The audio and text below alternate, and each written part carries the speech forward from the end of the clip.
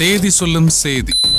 November 17 காலம் வென்ற கலைஞன் ஜெமினி கணேசன் பிறந்த நாள்.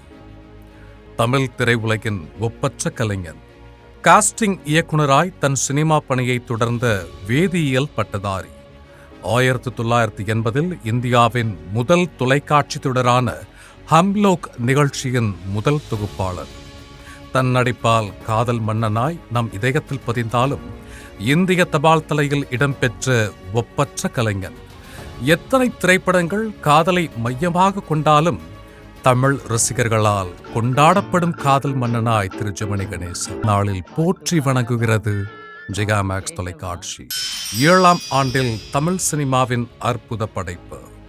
2014 மனோபாலா தயாரிப்பில் வெளியான சதுரங்க வேட்டை பெரும் வெற்றிக்கு பிறகு கார்த்தியின் காஷ்மோரா, காற்று வெளியடை திரைப்படத்திற்கு பிறகு உருவானது தீரன் அதிகாரம் 1. கடந்த கால நினைவுகளை கண்முன்னே நிஜமாய் நிறுத்தியது இதே நாளில் 2017.